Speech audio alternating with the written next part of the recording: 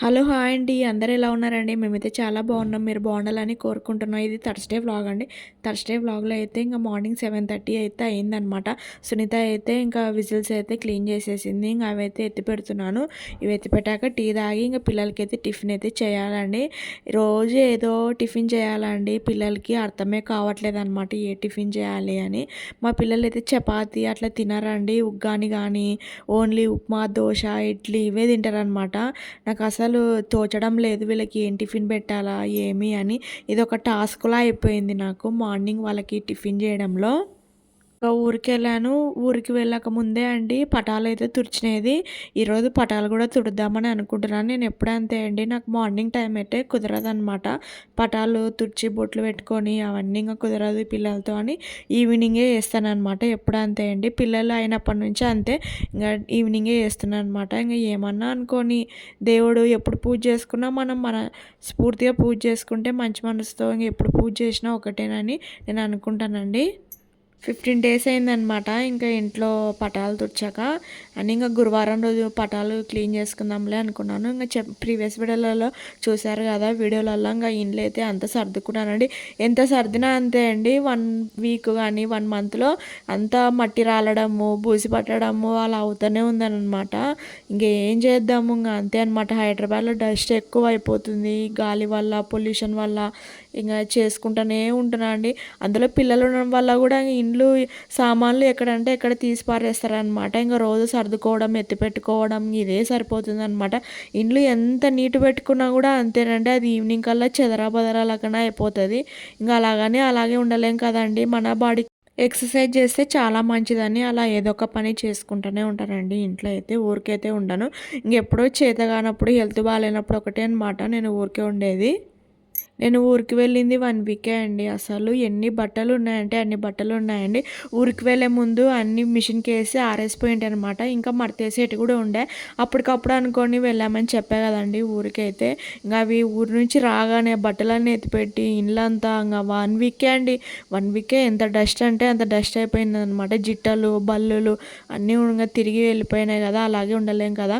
రోజు ఒకదాని తర్వాత ఒకటి అలా చేసుకుంటా వెన్స్‌డేకి అయితే నా పనంతా అయిపోగొట్టేసుకున్నాననమాట. ఇంక థర్స్‌డే రోజు ఇంక పూజ చేసుకొని అన్నకి ఇంక కన్నమ్మకు, కన్నయ్యకు కూడా రాఖీ పండుగ రోజు రాఖీ అయితే కట్టించలేదనమాట నేనైతే. ఇంక మా అన్నకు ఒకసారి ఇంక కన్నయ్య వాళ్ళకి ఒకసారి ఎందుకులే అని ఇంక ఇద్దరికి ఒకటేసారి నేను మా అన్నకు కట్టి కన్నమ్మకు, కన్నయ్యకు ఇంక రాఖీ కట్టించాననమాట. నేను టీ వేడిగున్నప్పుడైతే తాగనండి. నాకెందుకంటే తాగబుద్ధి కాదనమాట.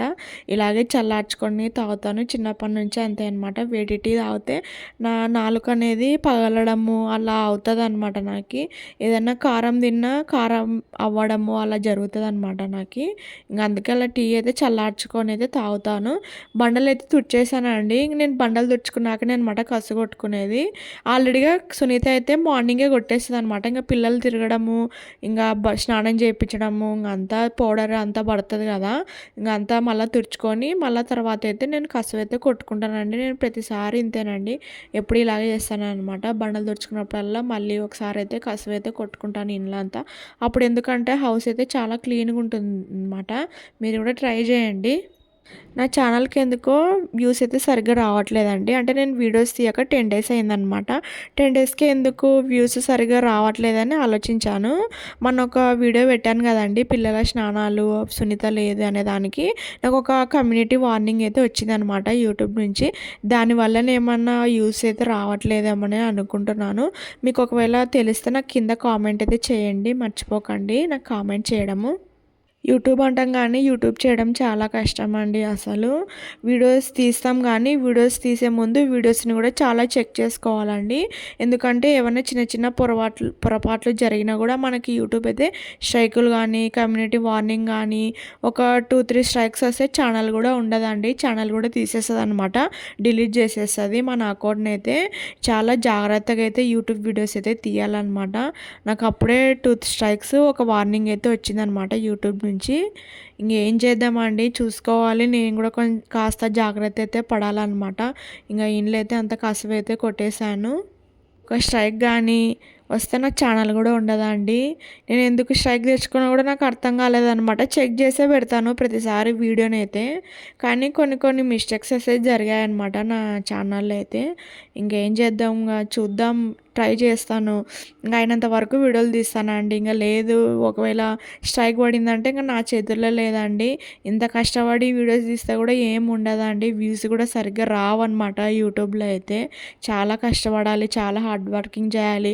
ముందుగా మనకి పేషెన్స్ అయితే ఎక్కువ ఉండాలండి వీడియో తీసేటప్పుడు కానీ, మన కంటెంట్ ఏం చెప్పాలి ఈరోజు అంతా ఆలోచించుకోవాలండి. యూట్యూబ్ అంటాం కానీ యూట్యూబ్ చాలా పెద్ద ప్రాసెస్ అండి. యూట్యూబ్ తీసేదానికన్నా ఏదన్నా ఒక జాబ్ చేసుకోవడం మేలనిపించింది నాకు మొన్నైతే అసలు. ఇప్పుడు ఈవినింగ్ అయిందండి. ఈవినింగ్ 4:30 అయిందనమాట. నేను 5:30 కల్లా పూజ అయితే ముగించేసాను. ఎందుకంటే పిల్లలకి రాఖీ కట్టించాలి కదా! మళ్ళీ 8:00 అలా అవుతే కట్టకూడదు అంటారు కదా రాఖీ అయితే. ఇంకా పూజ కూడా అయిపోయిందండి ఇంట్లో అయితే. ఇంకా పూజ చేసుకున్నాక ఈవినింగ్ అయితే పిల్లలకి పాలు తాగిచ్చి ఇంకా టీ తాగాలన్నమాట. ఇప్పుడు 30 అయితే అయిందండి. మా అన్న అయితే ఇంకా రాలేదు, లేట్ అవుతుంది, నువ్వు కన్నయ్యకి అయితే కట్టించేసే అన్నారనమాట. మా అన్న అయితే ఇంకా కన్నయ్య వాళ్ళ కోసం అయితే ఇక్కడ ప్రిపేర్ చేస్తున్నాను అనమాట. ఇంక ఈ స్వీట్ అయితే ఏం చేయలేదండి. గులాబ్ జామ్ చేద్దామంటే మా వారుండి స్వీట్స్ ఉన్నాయి కదా ఆల్రెడీగా, ఇంక ఇవే తినేద్దాంలే, మళ్ళీ గులాబ్ జామ్ చేసుకుంటే ఈ స్వీట్స్ అయిపోవన్నారనమాట. మేము ఊరికి వెళ్ళేటప్పుడు ఈ స్వీట్స్ అయితే మర్చిపోయి వెళ్ళామండి. కొన్ని పాలకోవ అయితే దూద్‌పేడలాగా ఉండిందనమాట. అది కూడా వేస్ట్ అయిపోయిందండి, పాడేసామనమాట. మేము హడావిడిగా వెళ్ళామని చెప్పా కదా! స్వీట్స్ అయితే ఫ్రిడ్జ్‌లో కూడా పెట్టలేదు. యాక్చువల్‌గా మా అత్త వాళ్ళకి కొన్ని, మా అమ్మ వాళ్ళకి కొన్ని తీసుకెళ్దాం అనుకున్నాం కానీ మర్చిపోయి వెళ్ళాము. అందులో ఫ్రిడ్జ్‌లో కూడా పెట్టలేదు. ఇంకా కాజా ఇవి పూతరేకులు ఒక్కటే బాగున్నాయండి. ఇంక అవి వెంటనే రాగానే ఫ్రిడ్జ్‌లో అయితే పెట్టించేసామనమాట. ఇంక ఇవే ఉన్నాయి. ఇంక పిల్లలకైతే ఇక్కడ రాఖీ అయితే కట్టిస్తున్నానండి. ఇంకా కన్నయ్య అయితే ఈసారి బాగానే కూర్చున్నాడండి. బుద్ధిగా అయితే పోయినసారి అయితే అసలు కూర్చోలేదనమాట. కన్నమ్మకైతే బాగా అన్నకి ఇంకా తినిపియడము, తాపియడము అవన్నీ తెలుసండి ఆమెకి. కన్నయ్యకి ఇప్పుడిప్పుడే బుద్ధి వస్తుందనమాట. ఇంకా రాఖీ అయితే కట్టించేసాను. ఇంకా వాళ్ళ అన్నయ్యకి అయితే కన్నమ్మ స్వీట్ అయితే తినిపిస్తుంది. ఇంకా కన్నయ్య కూడా చెప్తామన్నమాట, ఇంకా పాప కూడా నువ్వు స్వీట్ తినిపి అని. ఇంకా కన్నయ్య అయితే స్వీట్ కూడా తినిపించేశాడు కన్నమ్మకైతే. ఇంతే అండి మా రాఖీ సెలబ్రేషన్ అయితే ఇలా జరిగిందనమాట. ఇంకా కన్నమ్మకైతే కన్నయ్య డబ్బులు అయితే ఇస్తున్నారనమాట. ఇంకా ఇంతలోనే మా అన్నయ్య కూడా వచ్చేసాడు. ఇంకా మా అన్నయ్య కూడా బొట్టు పెట్టి, ఇంకా పిల్లలు అంతే అండి, మా అన్న రాగానే ఇద్దరు చాలా ఇష్టపడతారనమాట. మా అన్ననైతే మామ మామ అని పిలుస్తూ ఉంటారు. మా అన్న ఊరికి వెళ్ళేటప్పుడు కానీ, బయటికి వెళ్ళేటప్పుడు కానీ కాళ్ళు పట్టుకొని ఏడుస్తారండి ఇద్దరు పిల్లలైతే. ఇక్కడైతే మా అన్నకు కూడా రాఖీ కట్టించేసాను, స్వీట్ అయితే పెట్టేస్తున్నానండి. కన్నమ్మ కంటే మా అన్న అంటే చాలా ఇష్టం అండి. అసలు ఎంత ప్రేమిస్తుంది అంటే అంత ప్రేమిస్తుంది. కన్నయ్య కూడా అంతే అండి. మా అన్న రాగానే ఒక అరుపు అరుస్తారనమాట ఇద్దరు. మా మామ ఏమైనా తీసుకొచ్చారేమో చాక్లెట్లు కానీ, లాలీపాపులు కానీ అలా. పిల్లలకి ఎవరికైనా అంతే అండి.